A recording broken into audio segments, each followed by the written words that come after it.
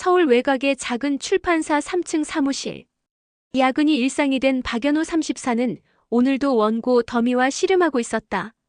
대학 졸업 후 12년째 대리 직급에 머물러 있는 그는 반복되는 일상 속에서 점점 무뎌져 간다는 걸 느꼈다.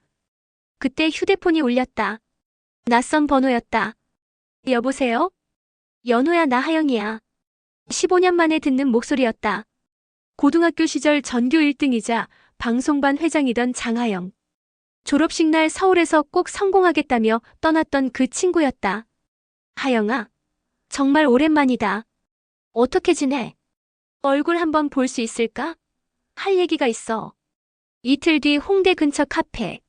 연호가 10분 일찍 도착했지만 하영은 이미 구석에 앉아 있었다.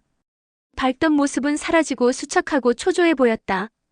연호야, 정말 미안한데 5천만 원만 빌려줄 수 있을까? 연호는 커피컵을 든 손이 멈췄다. 결혼 준비금으로 모아둔 적금 전액이었다. 하영은 떨리는 목소리로 말했다. 대학 졸업 후 사회복지사가 된 그녀는 학대받는 아이들을 위한 청소년 보호소를 운영해왔는데 지난달 화재로 건물이 피해를 입어 보수비와 밀린 운영비 때문에 문을 닫을 위기라는 것이다. 지금 7명의 아이들이 있어. 모두 갈 곳이 없는 애들이야. 하영의 눈에 눈물이 맺혔다. 연호는 15년 만에 나타나 거액을 요구하는 상황에 혼란스러웠지만 고등학교 때 보여준 그녀의 정직함과 책임감을 기억했다. 무엇보다 절박한 목소리가 거짓말처럼 들리지 않았다. 미안해, 시간이 좀 걸릴 것 같아. 하지만 매달 조금씩이라도 꼭 갚을게. 약속해. 한참 고민 끝에 연호는 고개를 끄덕였다. 한 번만 믿어볼게. 처음 몇 달은 약속대로 매달 50만 100만 원씩 상환이 이루어졌고 보호소 아이들 사진과 긴 근황 편지가 이메일로 왔다. 연호는 자신의 선택이 옳았다고 생각했다. 하지만 6개월이 지나면서 상환이 불규칙해졌고 입금이 없는 달도 있었다. 편지는 여전히 왔지만 내용은 점점 절박해졌다. 인허가 문제, 후원자 이탈, 민원 등 보호소 운영이 갈수록 어려워진다는 소식뿐이었다. 연호는 혹시 사기를 당한 건 아닐까 불안해했다.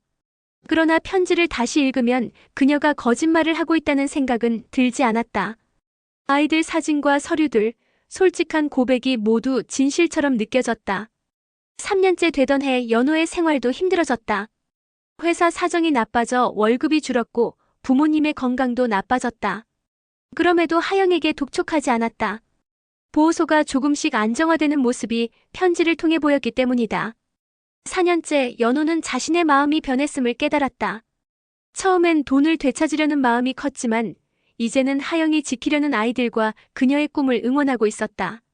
매달 오는 편지를 기다리게 됐고 아이들의 성장 모습을 보며 뿌듯함까지 느꼈다. 그러던 5년째 봄 연호에게 큰 시련이 찾아왔다. 어머니가 췌장암 진단을 받았고 의사는 해외 치료를 권했다. 치료비는 1억 원이 넘었다. 그는 절망했다. 하영에게 빌려준 5천만 원이 있었다면 어떻게든 방법을 찾을 수 있었을 텐데. 어느 날 하영이 갑자기 출판사로 찾아왔다. 5년 만에 직접 만나는 하영은 예전보다 훨씬 성숙해 보였고 자신감이 넘쳤다. 연호야, 어머니 소식 들었어. 내가 도와줄게. 하영은 지난 5년간의 변화를 설명했다. 작은 보호소로 시작했지만 이제는 전국적인 네트워크를 가진 청소년 지원단체로 성장했다는 것이다.